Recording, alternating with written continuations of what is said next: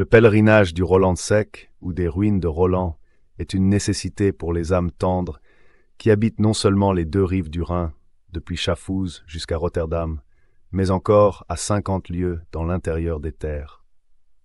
S'il faut en croire la tradition, ce fut là que Roland, remontant le Rhin pour répondre à l'appel de son oncle, prêt à partir pour combattre les Sarrasins d'Espagne, fut reçu par le vieux comte Raymond.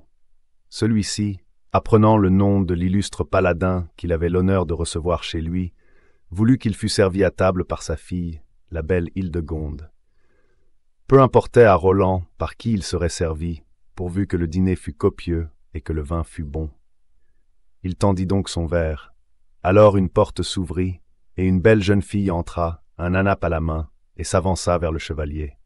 Mais, à moitié chemin, les regards d'Hildegonde et de Roland se rencontrèrent, et, chose étrange, tous deux commencèrent à trembler de telle façon que moitié du vin tomba sur les dalles, tant par la faute du convive que par celle de l'échanson. Roland devait partir le lendemain, mais le vieux comte Raymond insista pour qu'il passât 8 jours au château. Roland sentait bien que son devoir était à Ingelheim, mais Hildegonde leva sur lui ses beaux yeux, et il resta. Au bout de ces 8 jours, les deux amants ne s'étaient point parlé de leur amour, et cependant, le soir du 8e jour, Roland prit la main d'Hildegonde et la conduisit dans la chapelle. Arrivés devant l'autel, ils s'agenouillèrent tous deux d'un même mouvement. Roland dit « Je n'aurai jamais d'autre femme qu'Hildegonde ». Hildegonde ajouta « Mon Dieu, recevez le serment que je fais d'être à vous si je ne suis à lui. » Roland partit. Une année s'écoula. Roland fit des merveilles, et le bruit de ses prouesses retentit des Pyrénées au bord du Rhin. Puis tout à coup, on entendit vaguement parler d'une grande défaite, et le nom de Roncevaux fut prononcé. Un soir, un chevalier vint demander l'hospitalité au château du comte Raymond.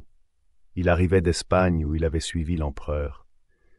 Hildegonde se hasarda à prononcer le nom de Roland, et alors le chevalier raconta comment, dans la gorge de Roncevaux, entouré de Sarrasins, et se voyant seul contre 100, il avait sonné de son corps pour appeler l'empereur à son secours, et cela avec une telle force que, quoiqu'il fût à plus d'une lieue et demie, l'empereur avait voulu retourner. Mais Ganelon l'en avait empêché, et le bruit du corps s'en était allé mourant, car c'était le dernier effort du héros. Alors il l'avait vu pour que sa bonne épée Durandal ne tombât point entre les mains des infidèles, essayer de la briser sur les roches. Mais habitué à fendre l'acier, Durandal avait fendu le granit, et il avait fallu que Roland enfonçât la lame dans une gerçure et la brisât en appuyant dessus. Puis, couvert de blessures, il était tombé à côté des tronçons de son épée en murmurant le nom d'une femme qui s'appelait Hildegonde. La fille du comte Raymond ne versa pas une larme et ne jeta pas un cri.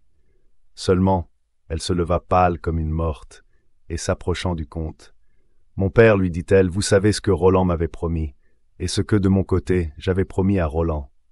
Demain, avec votre permission, j'entrerai au couvent de Nonnenwerth. » Le père regarda la fille en secouant tristement la tête, car il se disait en lui-même « Roland était-il donc tout, et moi, n'étais-je donc rien ?» Puis, se rappelant qu'il était chrétien avant d'être père, « La volonté de Dieu soit faite en toutes choses, » répondit-il. Et le lendemain, Hildegonde entra dans le couvent. Puis, comme elle avait hâte de prendre le voile, car il lui semblait que plus elle serait séparée de la terre, plus elle serait rapprochée de Roland, elle obtint de l'évêque diocésain, qui était son oncle, que le temps des épreuves fût réduit à 3 mois pour elle, et au bout de ces 3 mois, elle prononça ses vœux. 8 jours ne s'étaient pas écoulés qu'un chevalier demande l'hospitalité au château du comte Raymond. Le comte descend au-devant de lui. Le chevalier s'arrête et le regarde avec étonnement, car depuis 3 mois qu'il était séparé de sa fille, le comte avait vieilli de plus de 10 ans. Alors le chevalier lève la visière de son casque. « Mon père, dit-il, j'ai tenu ma parole. Hildegonde m'a-t-elle gardé la sienne ?» Le vieillard jeta un cri de douleur. Ce chevalier, c'était Roland. Les blessures qu'il avait reçues étaient profondes, mais elles n'étaient point mortelles. Après une longue convalescence, il s'était mis en route pour venir rejoindre sa fiancée. Le vieillard s'appuya sur l'épaule de Roland, puis, rappelant son courage, il le conduisit, sans répondre une seule parole à la chapelle, et là, lui faisant signe de s'agenouiller et s'agenouillant près de lui.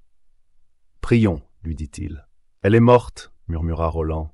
« Elle est morte pour toi et pour le monde. N'avait-elle pas promis de n'être qu'à toi ou à Dieu? » Elle a tenu son serment. Le lendemain matin, Roland sortit à pied, laissant son cheval et ses armes au château du vieux comte. Il s'enfonça dans la montagne, et vers le soir il arriva au sommet d'un des pics qui dominent le fleuve. Il vit à ses pieds, à l'extrémité de son île verdoyante, le couvent de Nonnewerth. En ce moment, les nonnes chantaient le salut, et au milieu de toutes ces saintes voix qui montaient au ciel, il y eut une voix qui vint droit à son cœur. Roland passa la nuit étendu sur le rocher. Le lendemain, au point du jour, les nonnes chantèrent matines, et il entendit de nouveau cette voix qui faisait vibrer toutes les fibres de son âme. Alors il résolut de se bâtir un ermitage au sommet de cette montagne, afin de ne point s'éloigner du moins de celle qu'il aimait. Il se mit à l'œuvre. Vers les 11 heures, les nonnes sortirent et se répandirent dans leur île, mais une d'elles s'éloigna de ses compagnes et vint s'asseoir sous un saule au bord de l'eau. Elle était voilée, elle portait le même costume que les autres religieuses, et cependant Roland n'avait point douté un instant que ce ne fût Hildegonde. Pendant 2 ans, soir et matin, Roland entendit au milieu des voix religieuses cette voix qui lui était si chère.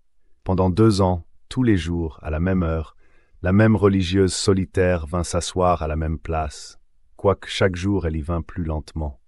Enfin, un soir, la voix manqua. Le lendemain au matin, la voix manqua encore. 11 heures vinrent, et Roland attendit inutilement. Les religieuses se répandirent, comme de coutume, dans le jardin, mais aucune d'elles ne vint s'asseoir sous le saule au bord de l'eau. Vers les 4 heures, 4 religieuses creusèrent, en se relayant, une fosse au pied du saule. Quand la fosse fut creusée, Roland entendit de nouveau les chants auxquels la plus douce et la plus belle voix manquaient toujours, et la communauté tout entière sortit, escortant le cercueil dans lequel était couchée une vierge, au front couronné de fleurs et au visage pâle et découvert. C'était la première fois depuis 2 ans qu'Hildegonde levait son voile. 3 jours après, un pâtre qui avait perdu sa chèvre grimpa jusqu'au sommet de la montagne et trouva Roland assis, le dos appuyé contre la muraille de son ermitage et la tête inclinée sur la poitrine. Il était mort.